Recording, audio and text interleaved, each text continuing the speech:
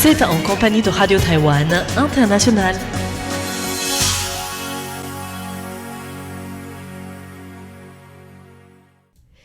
Bonjour à toutes et à tous, vous êtes bien sur l'antenne francophone de Radio Taïwan International. Au programme de ce 12 mai 2024, on en parle à Taïwan.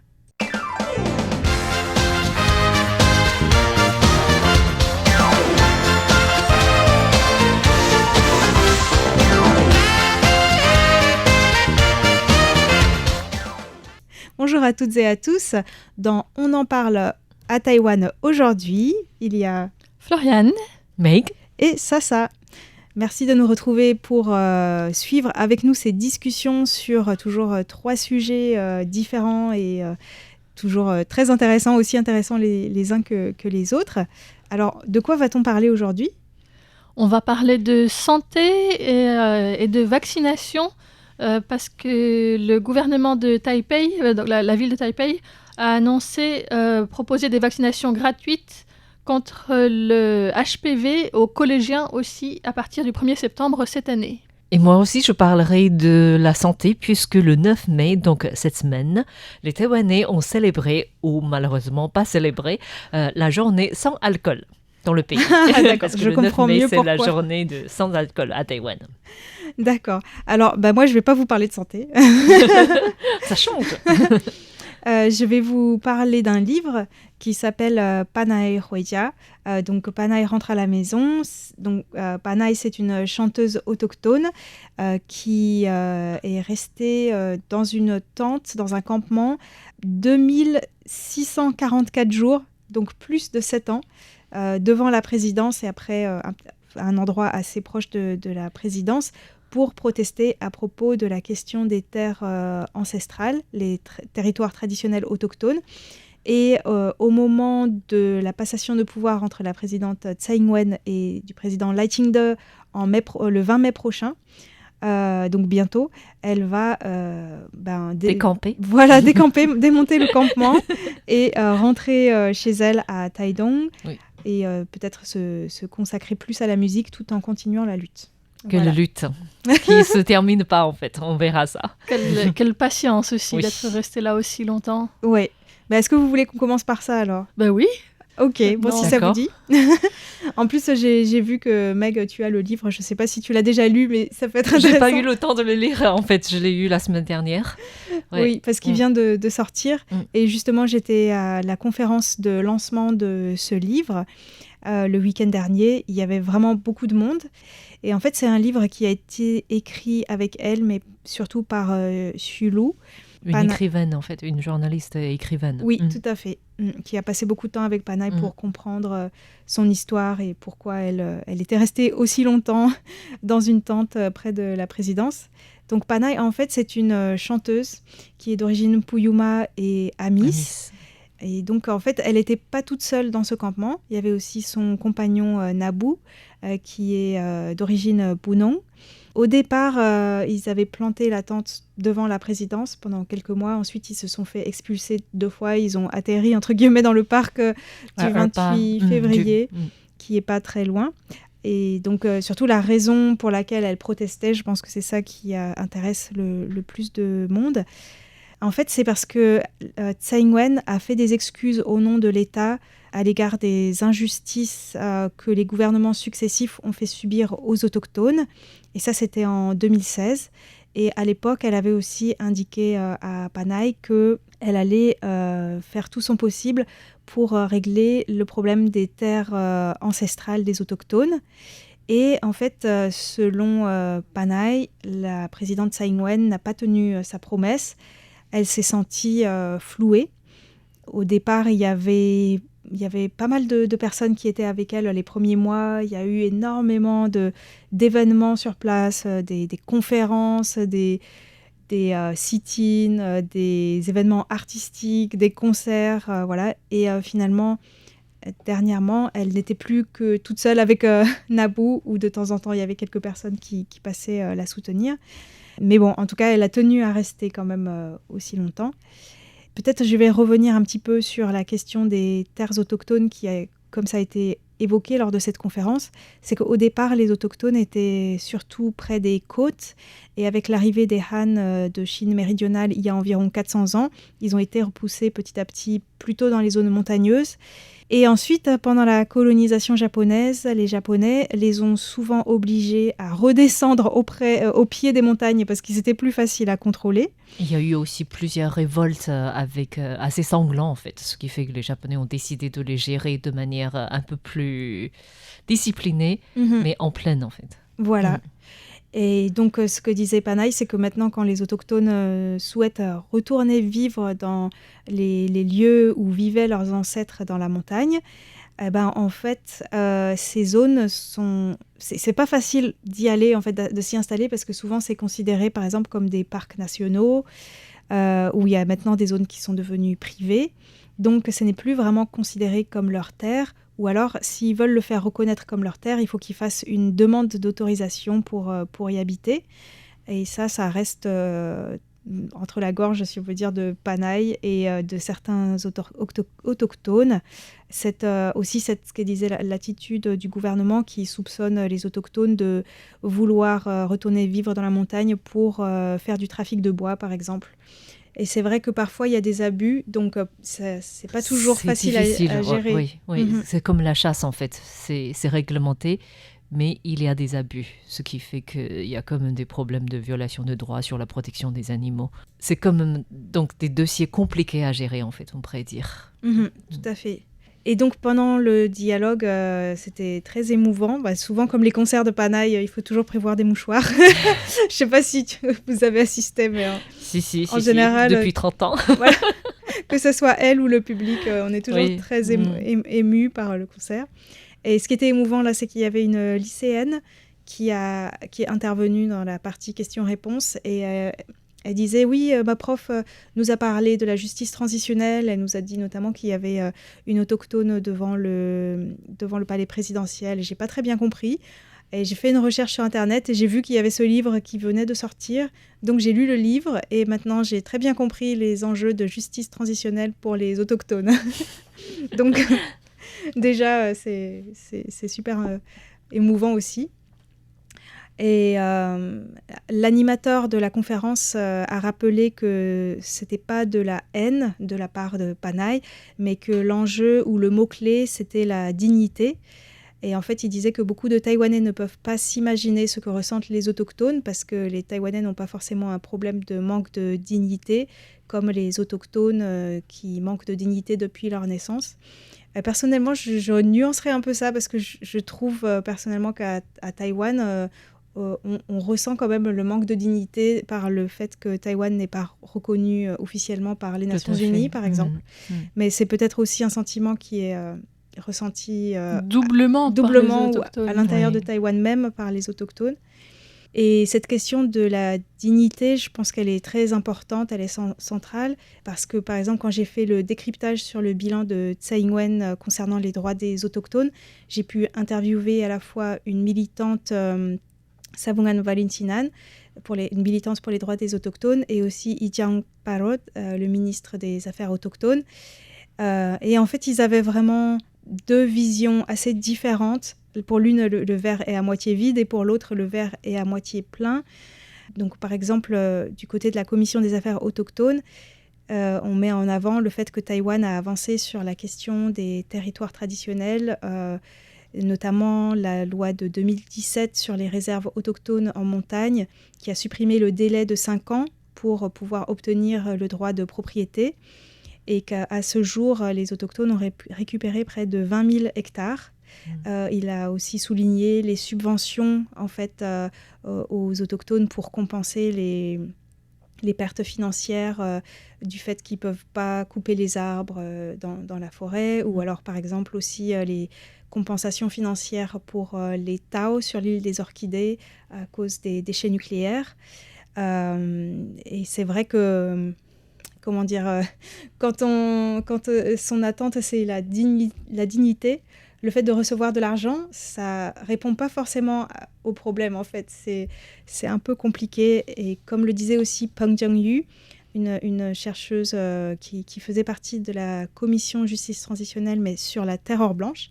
Elle disait que c'était la confrontation entre deux visions du monde ou deux approches qui est très compliquée, parce que les autochtones veulent rétablir leur culture, leur manière de vivre, mais pour rétablir les territoires traditionnels, c'est très compliqué, parce qu'à certains endroits, les hommes d'affaires ont déjà investi, ils ont construit des mines, des villas, où ils ont fait des plantations. Et du coup, c'est une collision entre la notion de propriété privée, qui est protégée à Taïwan par la Constitution, et la notion de propriété collective qui existe chez les autochtones, mais pas chez les Han de cette manière-là.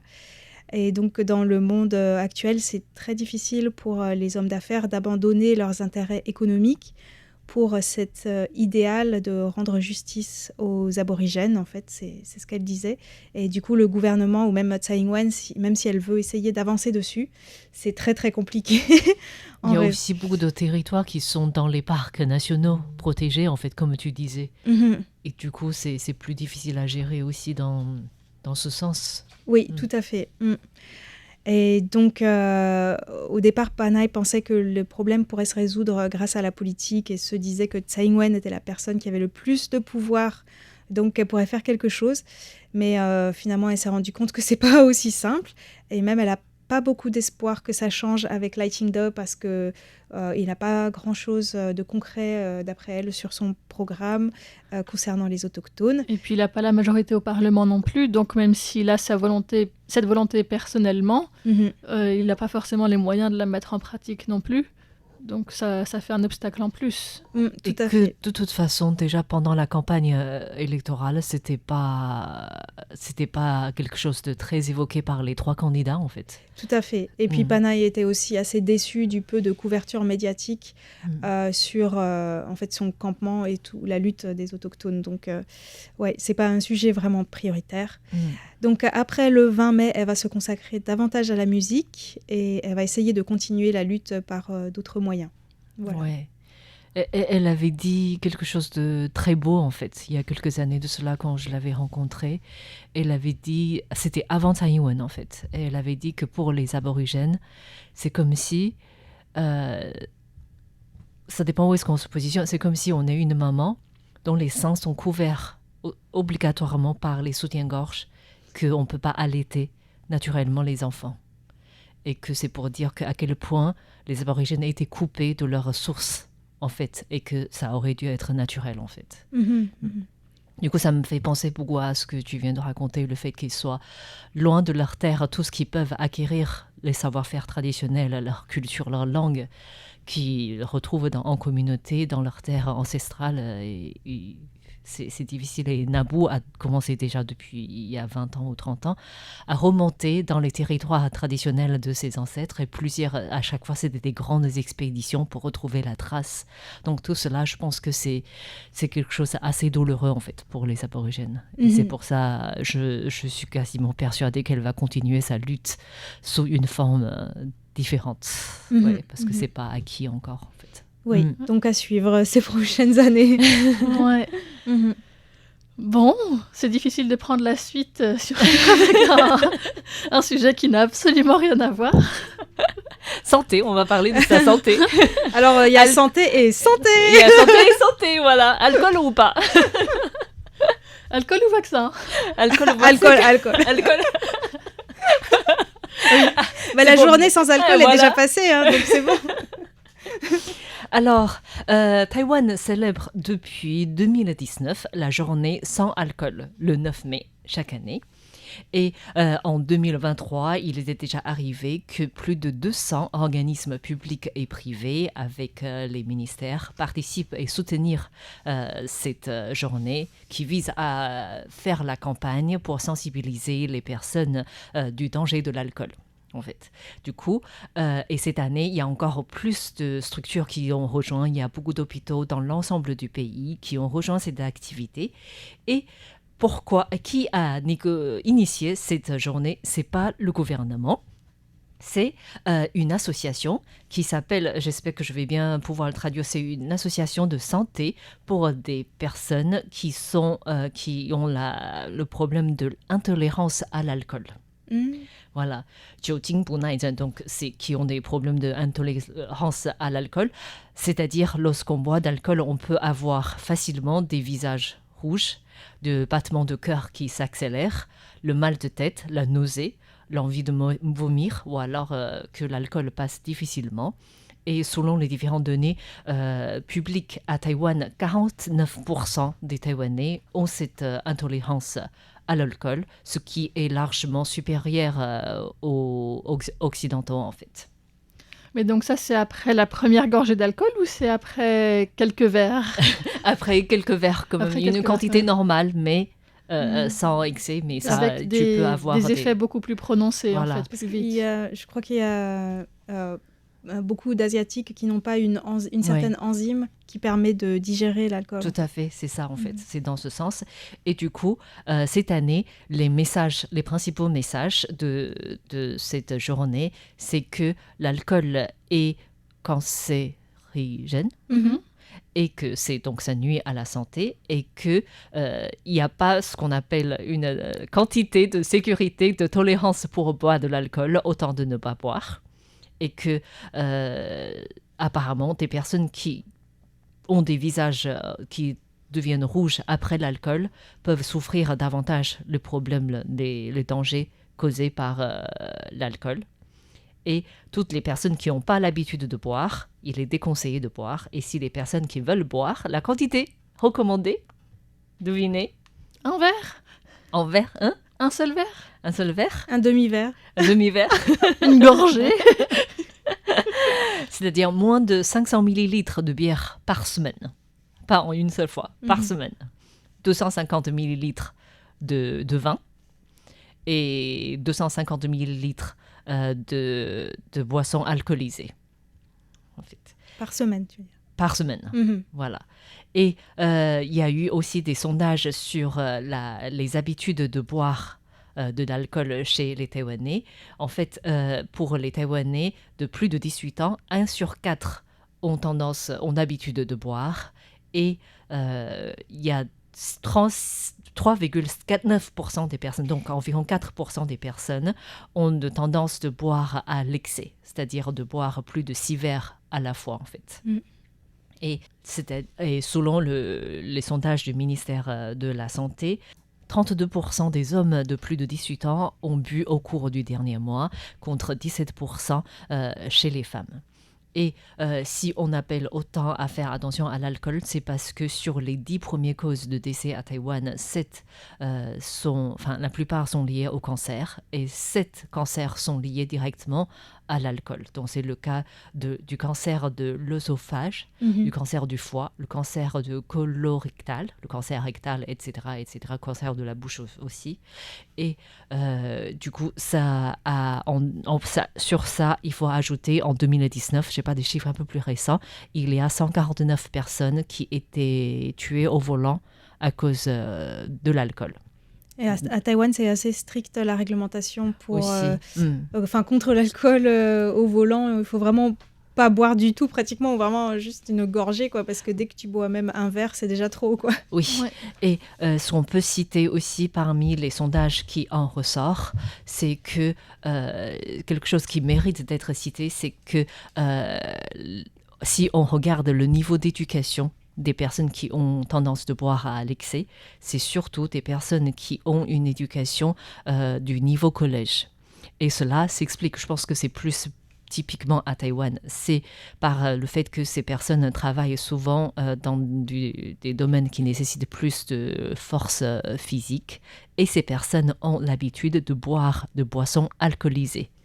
Par l'Itabi, c'est ce qu'ils estiment comme stimulant en fait. Je ne sais pas si vous avez vu, dans beaucoup de chantiers, il y a des bouteilles marron en fait, et aux étiquettes jaunes. Ça, c'est ce qu'on appelle des boissons alcoolisées, qui est souvent utilisé par ces personnes lorsqu'ils ont un goût de médicament en fait. Tout à fait.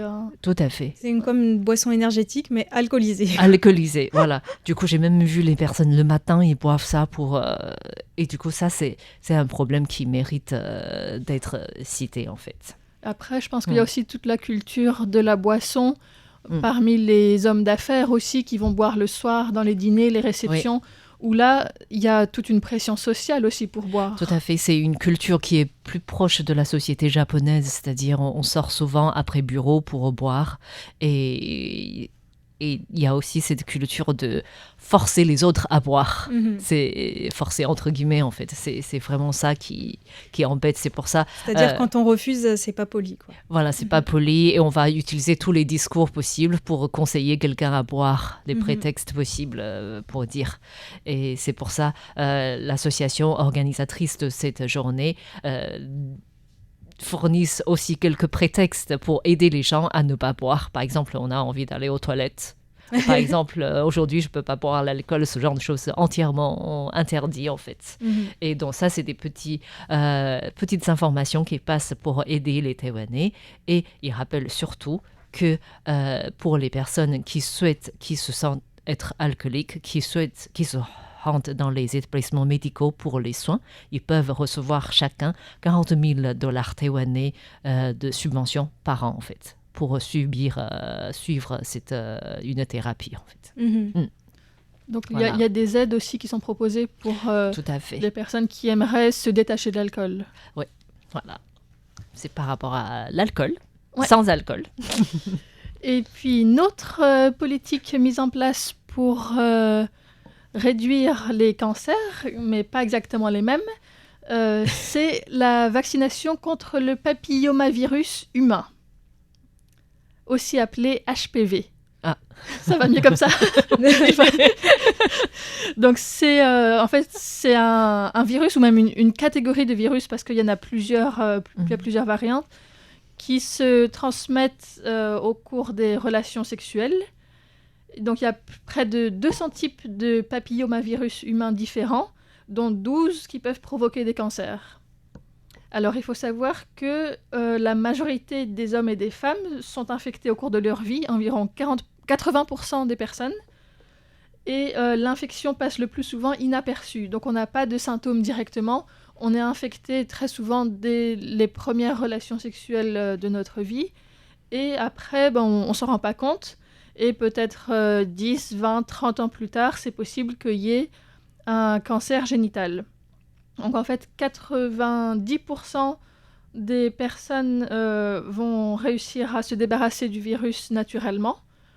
Et puis les autres, il y aura potentiellement donc, des lésions cancéreuses qui, si elles ne sont pas détectées, risquent d'évoluer en cancer. Donc, ces virus sont à l'origine de différents cancers. Donc, le plus souvent, c'est le cancer du col de l'utérus. Presque tous les cancers du col de l'utérus sont liés au papillomavirus humain. Mais il y a aussi des cancers de la vulve, du vagin, du pénis, de l'anus, de la bouche ou de la gorge. Et donc, ces cancers-là touchent aussi bien les hommes que les femmes.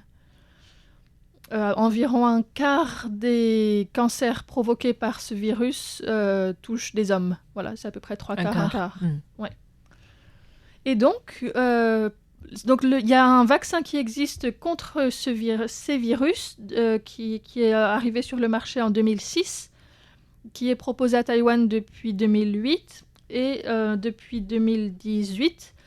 Il est conseillé ou proposé gratuitement à toutes les filles au collège.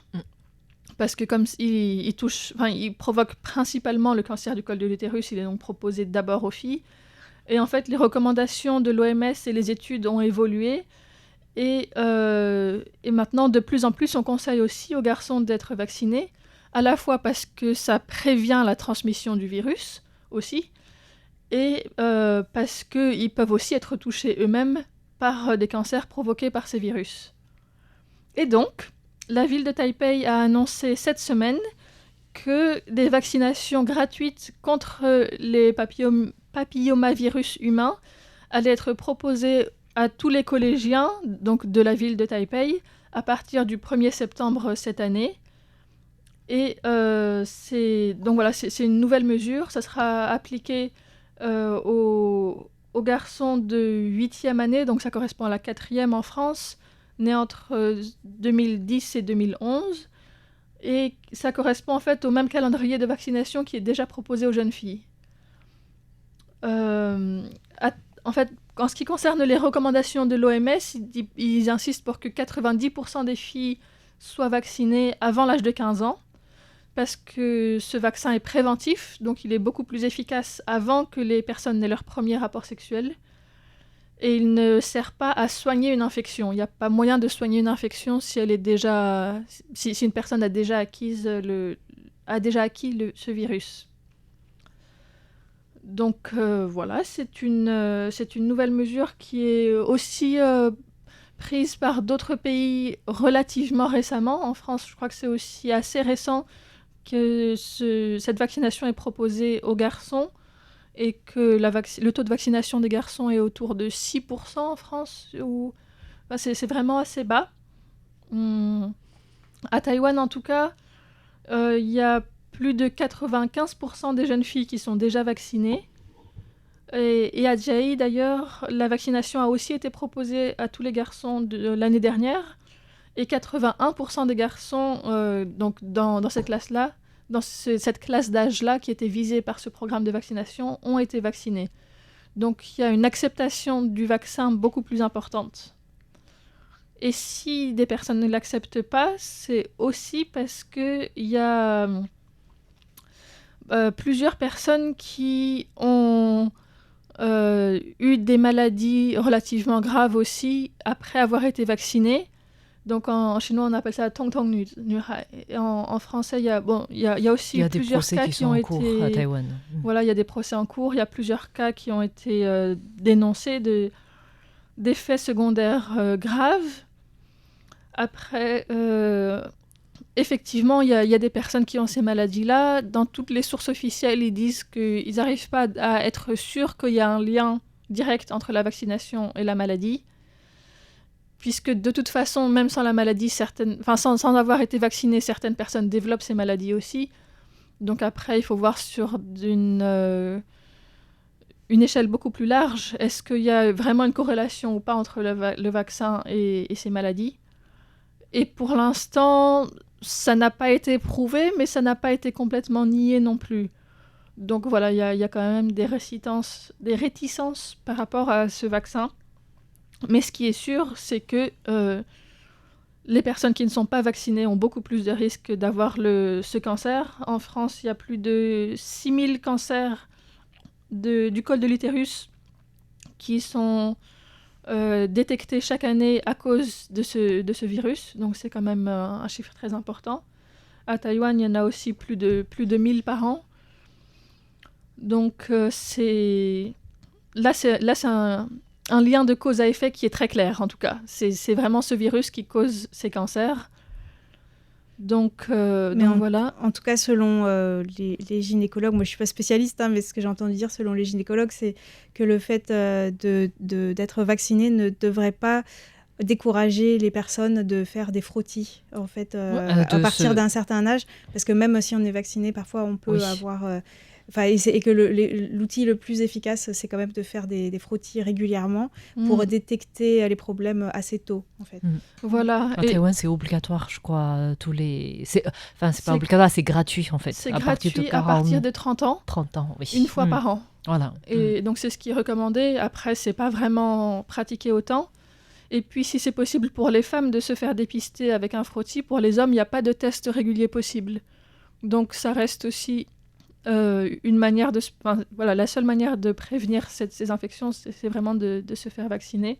En tout cas, le maire de Taipei, Jiang Wan'an, a annoncé que le gouvernement avait alloué un budget de 16 millions de dollars taïwanais, soit 460 000 € à ce programme qui vise à vacciner environ 70% des collégiens à Taipei. Voilà. Voilà une nouvelle intéressante. De santé publique, en tout cas, c'est aussi... ça serait pas mal s'il y avait moins de personnes qui avaient des cancers. Voilà, merci à tous. On doit conclure, je pense, d'avoir suivi On en parle à Taïwan de cette semaine. C'était Mengwan, Florian Tai et Sasa, et nous vous disons à bientôt. Bye bye. Bye bye.